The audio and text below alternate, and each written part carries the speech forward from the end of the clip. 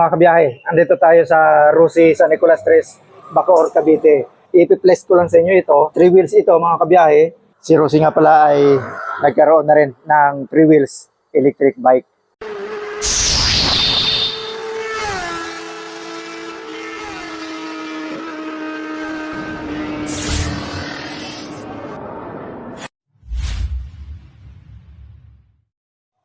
Good morning mga kabiyahe. Andito tayo sa Rusi San Nicolas Tres, Bacoor, Cavite. Ipi-place ko lang sa inyo ito na electric bike ni Rusi.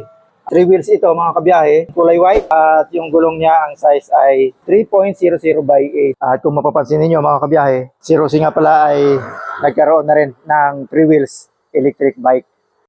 So ang unit nito mga kabiyahe, ang pangalan niya is Glow 650 watts. Presyo niya mga kabiyahe, may cash siya na 45,000 at kung kukunin natin ng installment, may down payment tayo dito na 5,000. At 1 year lang ito available mga kabiyahe sa installment.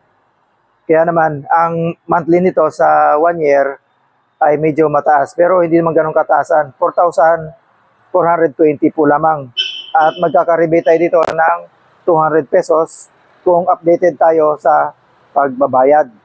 So, balikan natin mga kabiyahe yung kanyang appearance. So, ayan mga kabiyahe, ipakita ko muna sa inyo yung appearance ng headlight. May projector lang tayo dyan. May DRL din tayo. At may Rusi dito. At napaka-cute ng kanyang itsura. Rounded. May basket dito, metal.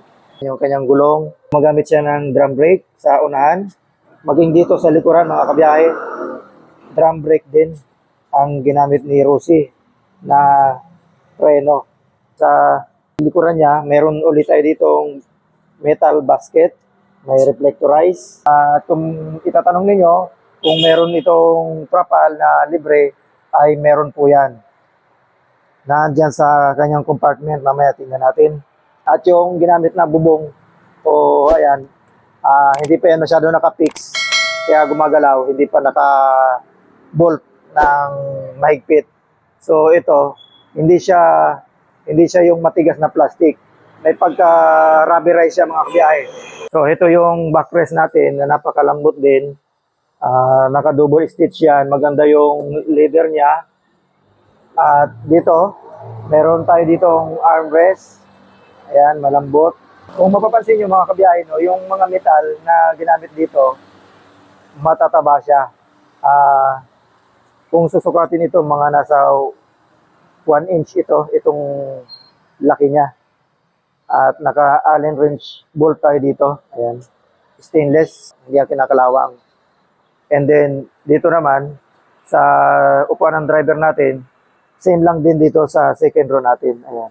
Maganda yung ginamit na cover dito na plastic, yung pinaka-shell niya. At yung leather, maganda rin. Dito sa manibela niya, naka-digital meter panel na tayo dito mga kabiyahe. Hindi lang natin naipakita yung animation kasi hindi ito naka-activate. And then tingnan natin dito sa yung mga switch niya. Ayan.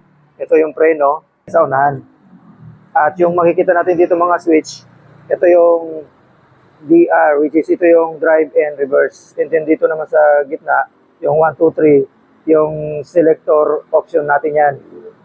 Diyan nakikita o diyan natin pag pinindot natin yung 1, medyo mabagal lang yan. Tapos sa 2, yan, matuloy na yan. Tapos yung 3, yung matuloy na. And then ito naman sa kabila, on off ng ating headlight. And then doon naman sa kaliwa natin, ang makita natin dito mga switches, yung high and low beam ng headlight, turn signal, busina. So ito rin yung preno natin sa likuran, smooth naman. At lahat ng handbrake natin, meron siyang lock. Dito sa kaliwa, meron din dito sa kanan, meron din siyang lock. So both side, meron siyang lock. Pag linak natin, ayan, pipindutin lang natin ng ganyan.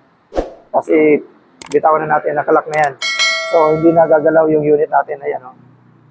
Pag gusto nyong i-release, dito lang i-press, ayan. And then meron din tayo ditong wiper, hindi pa siya electric mga kabiyahe. Mano-mano pa siya, ayan o. Kung gusto nyo mag-wiper, mano-mano pa siya. So ganun lang muna.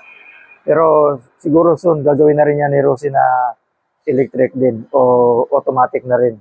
And then meron tayo dito sa baba na turn signal, ayan. Ayan, turn signal. Ang cute niya. At yung physical key natin, dalawa. Meron din dalawang remote control. May bulsa tayo dito.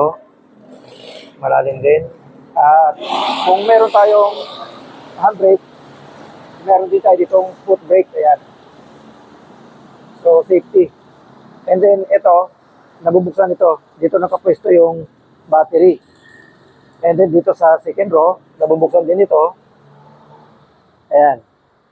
So, pwede tayo dito maglagay kahit isang kabang bigas, yung 25 kilos. At ito naman, yung laman nito, yung trapal na libre na. Yung linalagay dito pagka yung tag-ulan. So, meron niyang libreng trapal, itong unit na ito.